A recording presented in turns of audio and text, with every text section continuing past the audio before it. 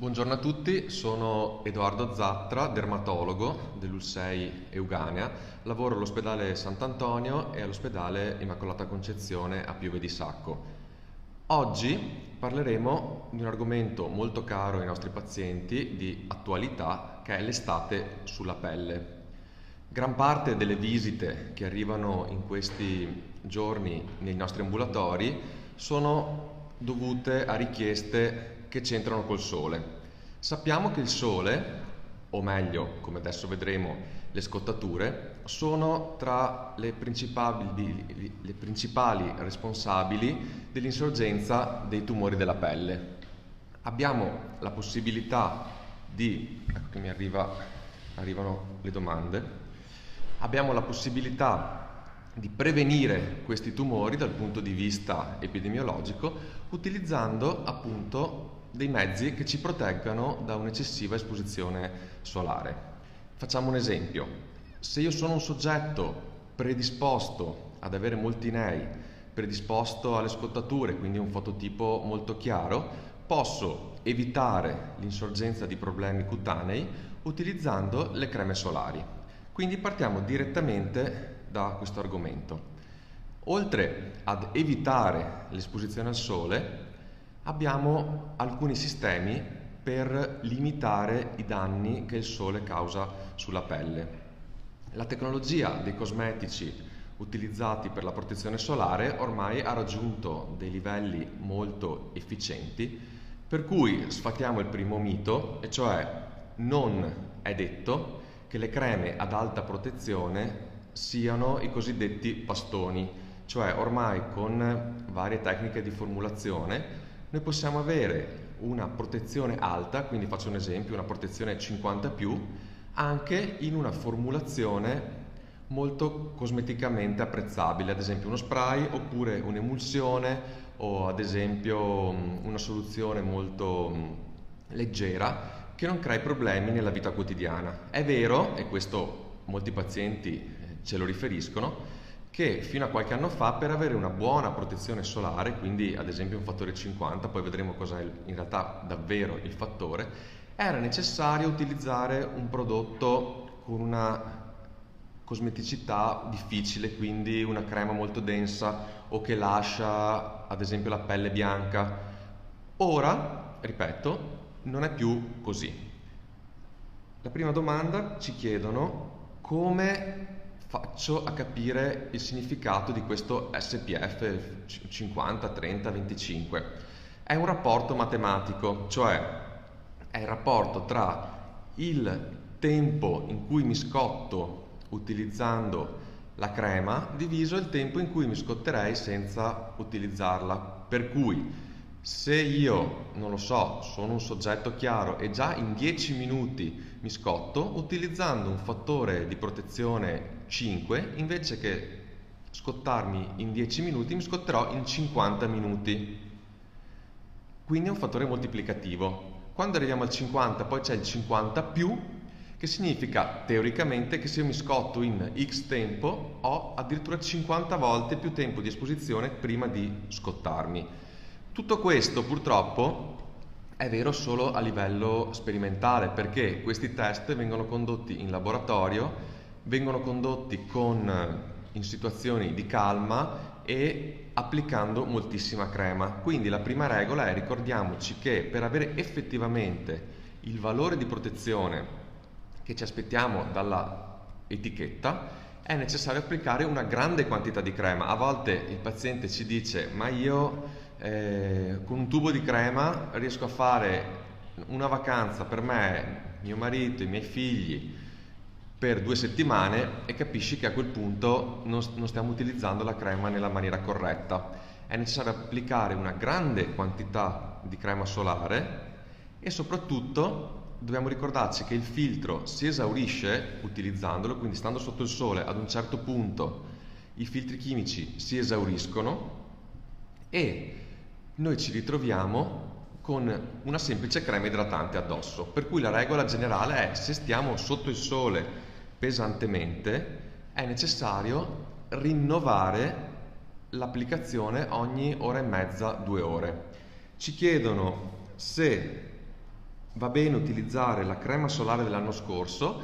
La risposta è dipende dalla scadenza. Se noi abbiamo una crema, controlliamo semplicemente la data di scadenza, se la data di scadenza è ok, possiamo utilizzarla. Dobbiamo ricordarci ovviamente che la data di scadenza si considera se utilizziamo la crema e la conserviamo in condizioni ottimali, per cui non possiamo lasciare ad esempio la crema sul cruscotto della macchina nera sotto il sole 8 ore, perché per quanto ci sia una grande cura da parte dei formulatori per tenere stabili le condizioni dei prodotti, poi se leggiamo bene ci consigliano di tenerle al massimo a 25 gradi e di chiudere bene il tappo, di non contaminarle con la sabbia, eccetera. Per cui la risposta è: se abbiamo conservato bene il nostro prodotto, possiamo utilizzarlo fino alla data di scadenza, che può essere anche, senza nessun problema, di 1 anno, 2 anni. Quindi sì, la risposta è: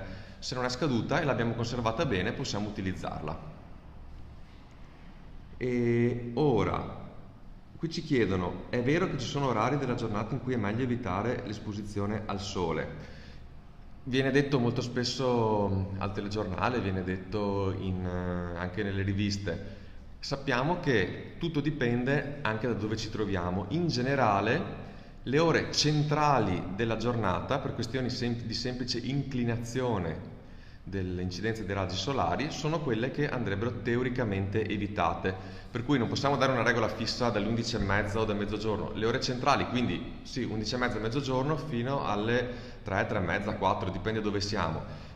A tal proposito è importante ricordare il fatto che sotto l'ombrellone non siamo del tutto protetti, cioè l'ombrellone blocca molto bene ad esempio i raggi infrarossi, che sono quelli responsabili del calore, per cui sotto l'ombrellone noi siamo in ombra e stiamo molto meglio, mentre i raggi ultravioletti, a seconda del colore, della tramatura e del tipo di tessuto del nostro ombrellone, possono penetrare anche fino al 40%, quindi attenzione che sotto l'ombrellone siamo ovviamente più protetti che sotto il sole diretto, però possiamo anche avere un senso di falsa sicurezza e scottarci.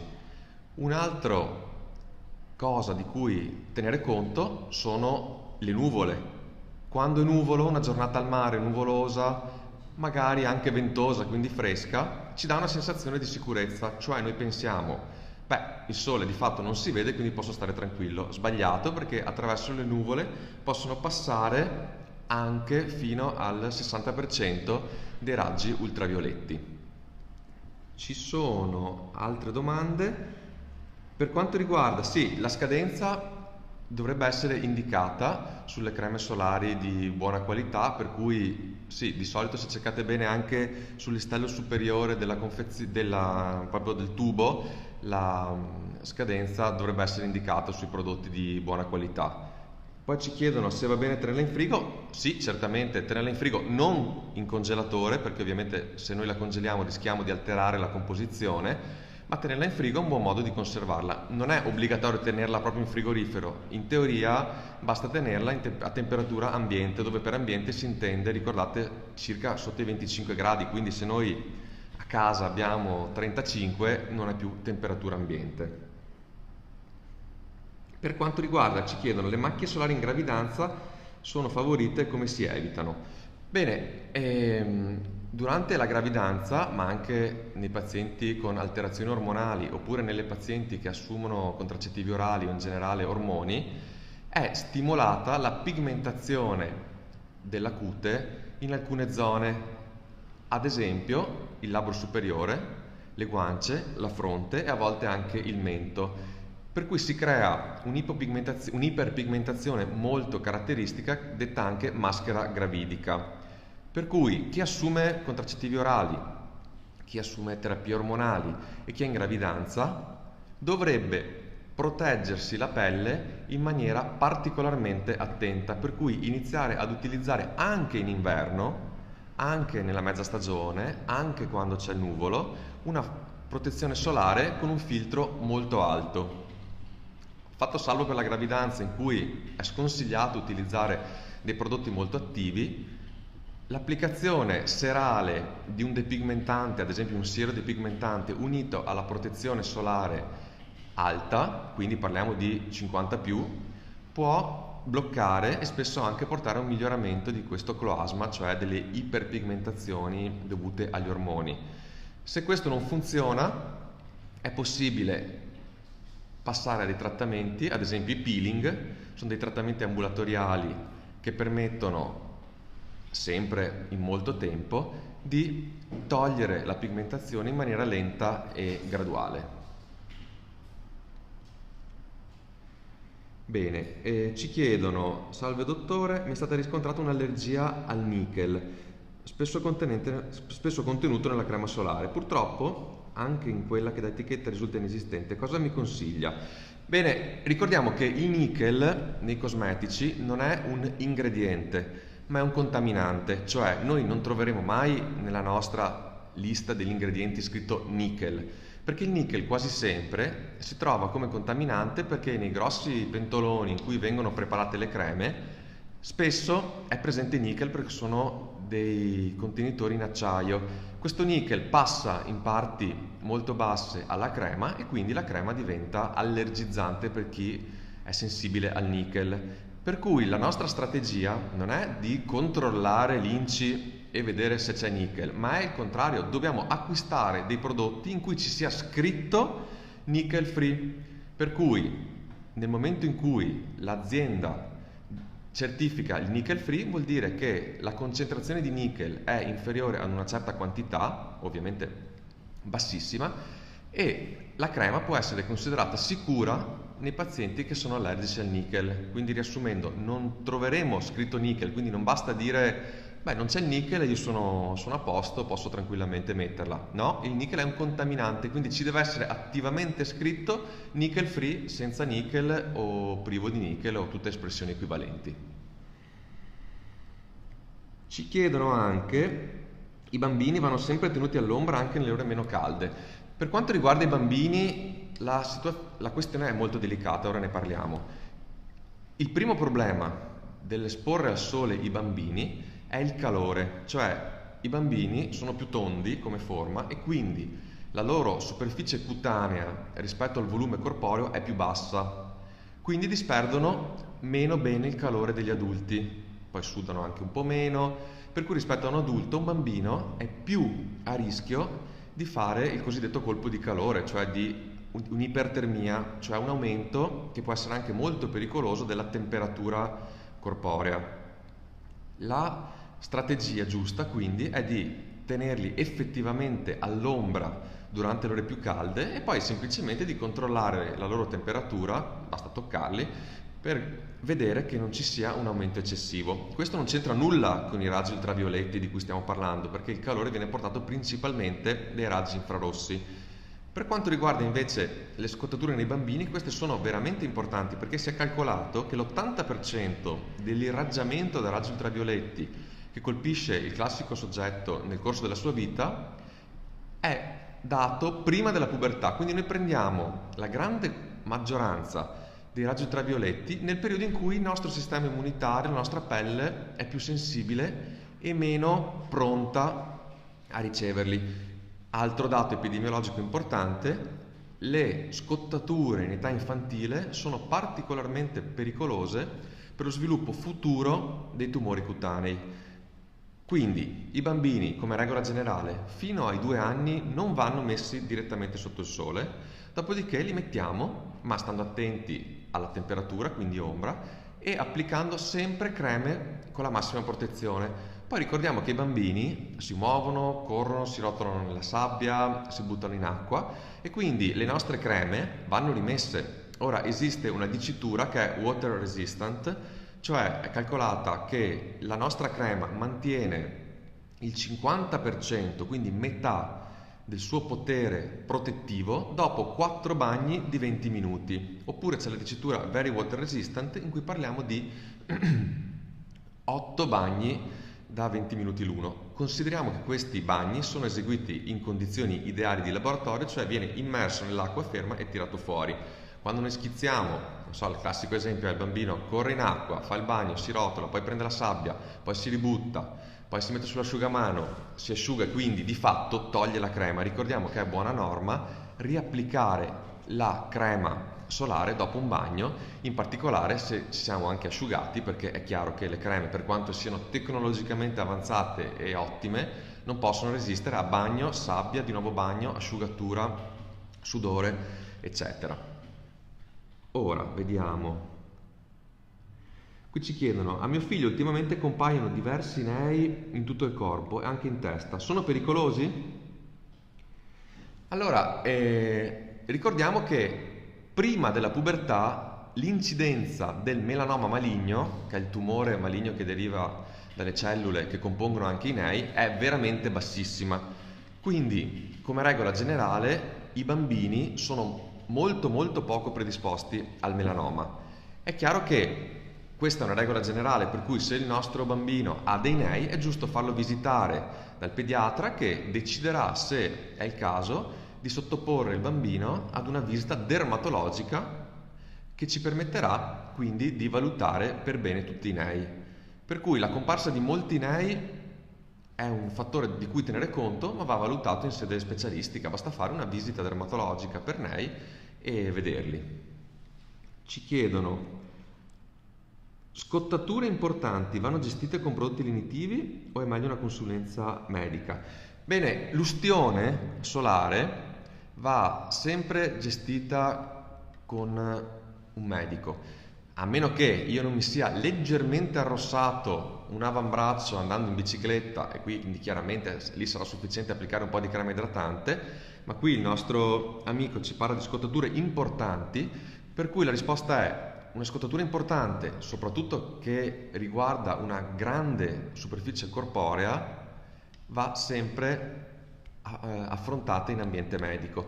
A tal proposito volevo anche chiarire un punto, che è questo, cioè noi non possiamo pensare, lo dico perché me lo dicono spesso i pazienti, che sia normale esporsi al sole, diventare tutti rossi, scottarsi, perdere la pelle e poi sono abbronzato e sono a posto. No, questa cosa è assolutamente falsa, perché nel momento in cui io divento tutto rosso ho comunque subito un'ustione di primo grado che mi fa un danno alla pelle. Certo non è un danno irreparabile, però il nostro obiettivo è abbronzarci in maniera molto lenta senza arrossarci e quindi scottarci.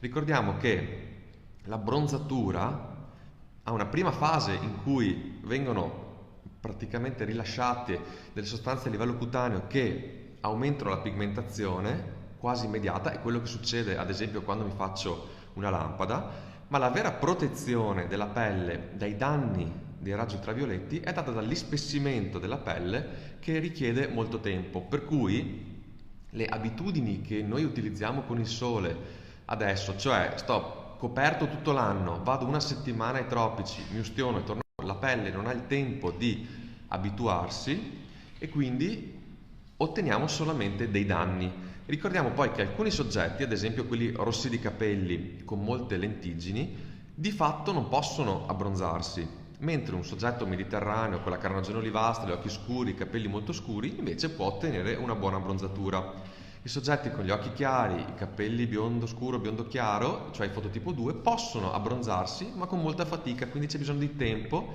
e soprattutto di tanta gradualità. La gradualità si ottiene o esponendoci, non so, il primo giorno 10 minuti, il secondo giorno 15 minuti, ma questo è impraticabile perché noi abbiamo voglia di stare tanto al sole, oppure si ottiene utilizzando gli schermi protettivi. Iniziamo con una bella crema a protezione 50+, poi scendiamo a 30, poi a 20 e via dicendo. Così possiamo dare il tempo alla nostra pelle di prepararsi, di costruire le proprie difese, che sono sostanzialmente un ispessimento dei raggi ultravioletti. Vedo molte domande. Qui ci parlano della dermatite atopica. Beh, noi sappiamo, un attimo che l'apro tutta. Per quanto riguarda la dermatite atopica, noi sappiamo che, salvo nelle fasi molto acute, in cui il paziente è veramente eritematoso, tutto rosso, la dermatite atopica ha un grande alleato nell'esposizione solare, perché i raggi ultravioletti non sono solo cattivi, ora abbiamo parlato solo dei danni, ricordiamo che sono importantissimi per la produzione della vitamina D. Se noi prendiamo i dosaggi delle persone sono tutti con dosaggi insufficienti, cioè tutti, siamo precisi, sono molti, sono poveri di vitamina D, mentre sarebbe giusto esporsi un pochino al sole per riuscire a produrre la giusta quantità di vitamina D che, come sappiamo, è indispensabile per il metabolismo osseo. Tornando alla nostra amica con la dermatite, noi sappiamo che la esposizione ai raggi ultravioletti è una delle terapie per alcune malattie della pelle, ad esempio la psoriasi oppure la dermatite atopica. Infatti vengono eseguite, ad esempio in clinica dermatologica a Padova, proprio delle lampade con le radiazioni ultraviolette, che possono essere A o B a seconda della patologia, per la cura di alcune dermatiti, sempre senza scottarsi, perché un paziente con la dermatite che aggiunge un'ustione solare non ha un miglioramento, ma avrà un ulteriore peggioramento del quadro cutaneo per l'infiammazione che si viene a creare. Quindi la risposta è: il sole fa bene per la dermatite senza scottarsi. E qui ci chiedono: è vero che la pelle ha una memoria? Le macchie possono uscire in età avanzata dopo i 50 anni? Bene, il sole danneggia la pelle oggi, ma noi abbiamo degli effetti negativi immediati. Faccio un esempio: l'ustione solare. Il giorno dopo mi sveglio rosso come un peperone, sto male, ho caldo, ho prurito, e questo è l'eritema solare.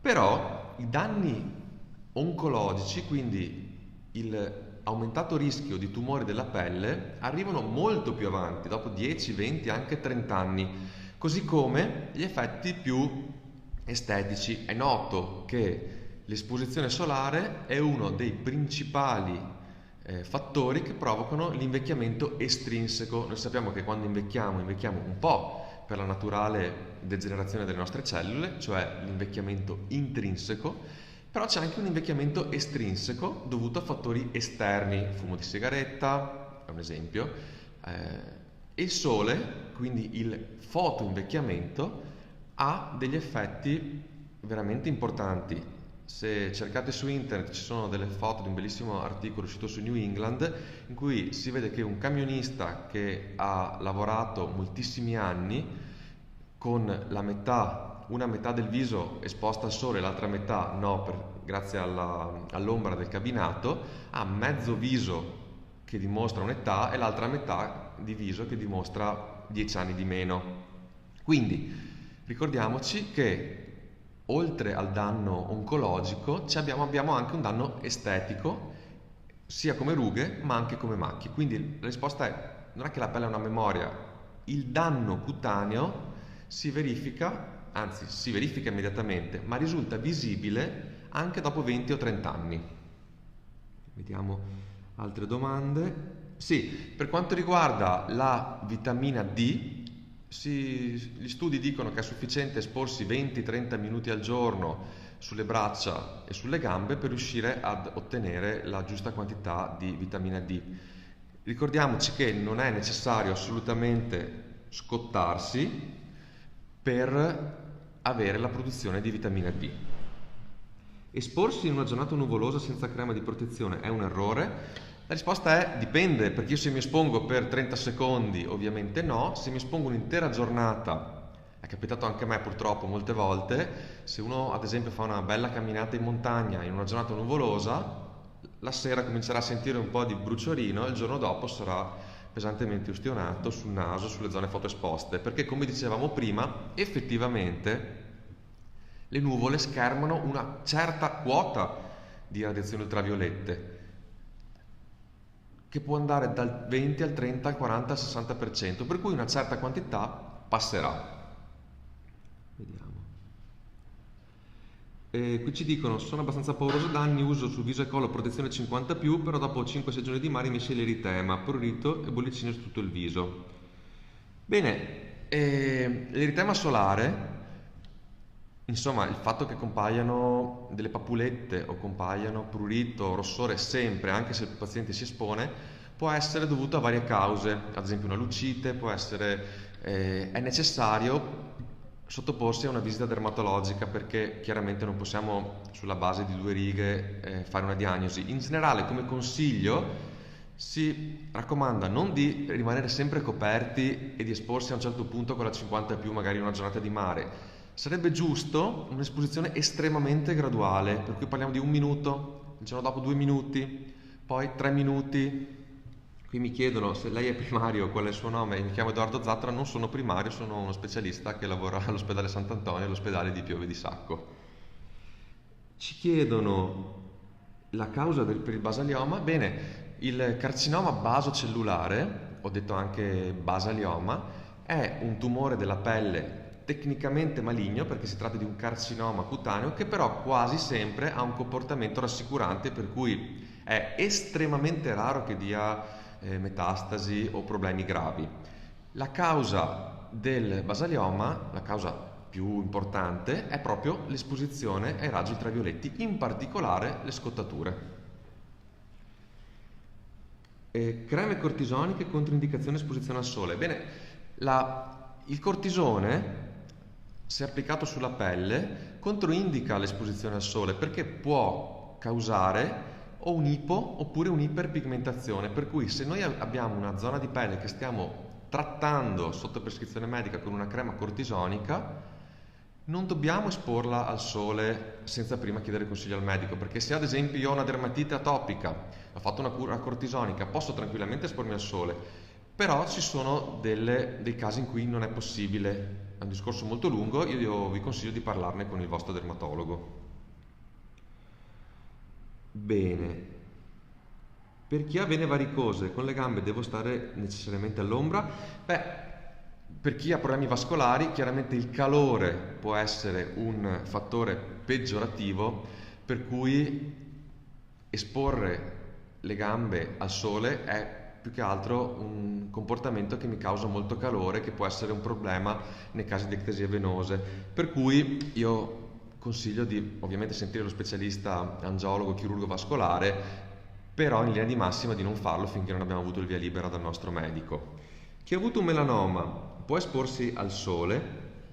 E la risposta è che non può scottarsi, per cui non è assolutamente vero che chi ha avuto un melanoma deve vivere in cantina o andare in giro con l'ombrello, però deve evitare nel modo più assoluto le scottature, perché chi ha avuto un melanoma ha una predisposizione per cui ha una maggiore possibilità di svilupparne un altro.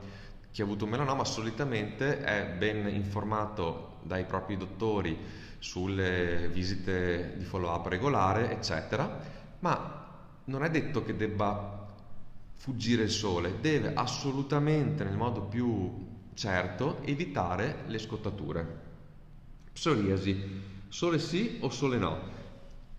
Sì, la psoriasi nelle sue forme classiche trova nel sole e anche nell'acqua di mare un cardine della terapia, perché la fototerapia è una cura che funziona molto bene nei pazienti affetti da psoriasi. Infatti, come dicevamo prima, in clinica dermatologica oppure ad esempio all'ambulatorio degli Scrovegni, sempre della nostra UL6, ci sono le lampade a raggi ultravioletti che permettono di isolare i 311 nanometri, quindi la banda stretta che è stato calcolato essere quella piccola fettina dello spettro solare che è più efficace sulla psoriasi.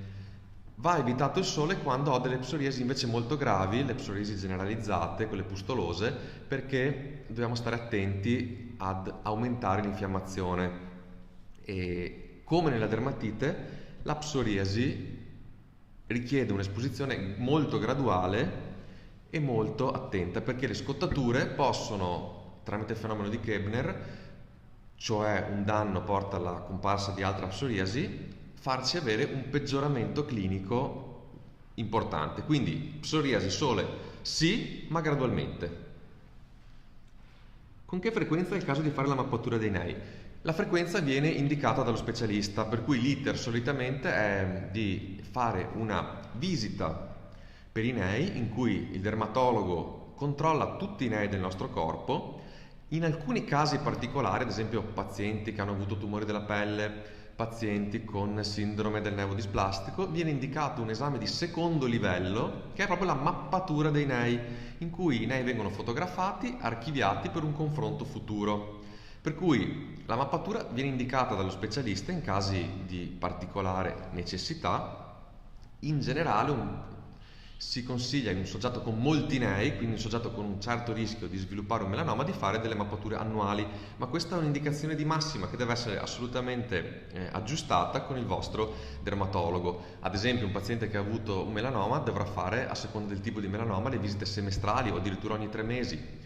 Un paziente che non ha nei invece può allungare un po' il tempo tra una visita e l'altra. Per quanto riguarda invece le cheratosi, dobbiamo sempre tenere conto che le cheratosi sono una grande famiglia di patologie. Le cheratosi attiniche, quindi da raggi del sole, sono proprio causate dalle scottature. Si vedono, sono delle crosticine, delle lesioni eritematodo-desquamative del volto che tendono a sanguinare, non guariscono, fanno magari un po' di prurito. In quel caso vanno assolutamente trattate o con dei prodotti topici. Adesso sono stati sviluppati molti nuovi farmaci erogati dal Sistema Sanitario Nazionale che con una semplice applicazione topica possono portare alla guarigione, oppure c'è un classico metodo che è quella delle bruciature con il freddo, quindi la crioterapia. In tutti questi casi, se voi vedete una macchia, una qualsiasi lesione sulla pelle che non vi convince, bisogna andare dal dermatologo che vi farà una diagnosi e poi una terapia, perché esistono anche delle cheratosi cosiddette seborroiche che invece sono solo delle lesioni di carattere estetico che possono essere rimosse, ma non stiamo più parlando di prevenzione dei tumori, ma stiamo parlando invece di questioni estetiche. Per quanto riguarda invece il trattamento, facendo un passo indietro, ad esempio dei nevi atipici, del melanoma o del basalioma, dobbiamo sempre ricordare che quando una lesione cutanea è definita atipica, spesso l'unico trattamento è quello chirurgico, quindi io vado dal dermatologo, il dermatologo vede un neo che non ci piace, pone un sospetto e a quel punto o il dermatologo stesso, se si occupa anche di chirurgia, oppure un chirurgo, asporterà il neo verrà analizzato con un esame istologico, avremo la risposta e riusciremo a capire se il nostro neo era, speriamo di no, un melanoma oppure era un nevo semplice che sembrava brutto, eccetera. Ricordiamo in linea di massima, ad esempio, che come fattori di rischio per lo sviluppo di un melanoma abbiamo un elevato numero di nei. Si calcola che i pazienti con più di, a seconda degli studi, 50 o 100 nei sono i più predisposti a sviluppare tumori della pelle. Poi c'è la familiarità, e quindi se abbiamo un parente, soprattutto di primo grado, che ha avuto un melanoma, dobbiamo stare un po' più attenti, e le scottature, in particolare quelle in età infantile. Per cui dobbiamo stare attenti anche al fototipo. I soggetti chiari che tendono a scottarsi, che si abbronzano con molta difficoltà, sono maggiormente predisposti a sviluppare questo genere di tumori. Il consiglio è sempre quello di controllarsi senza generare panico, ma basta controllarsi la pelle. Se avete un dubbio, vi recate dal vostro medico di base o dal vostro dermatologo, che vi farà una bella visita controllando tutti i nei, e se c'è un neo sospetto basta toglierlo e generalmente le cose si risolvono così. Come si fa a capire che la pelle del corpo è disidratata? Bene, ci sono delle caratteristiche proprio visive della pelle che ci fanno capire che parliamo di una xerosi. Di solito la pelle appare ha delle microscopiche rughe, può avere un aspetto quasi a carta di sigaretta e ha delle squame. In tal caso è necessario idratare la pelle con frequenza. Ricordiamo che non è sufficiente idratarla una volta o 2 volte o una settimana. Se un paziente tende ad avere la pelle secca, è giusto procedere a un'idratazione continua. Quindi cosa dobbiamo fare? Lavarci con dei prodotti molto delicati e poi subito dopo la doccia ci asciughiamo e applichiamo la crema idratante. È evidente che per alcuni pazienti, ad esempio quelli affetti da dermatite atopica, l'idratazione è proprio il cardine della terapia, perché prima che compaia l'eczema generalmente compaia la secchezza, poi compare un po' di prurito, poi l'eritema, poi si sviluppa il vero e proprio eczema, che dopo deve essere curato con i farmaci, con le creme cortisoniche, eccetera.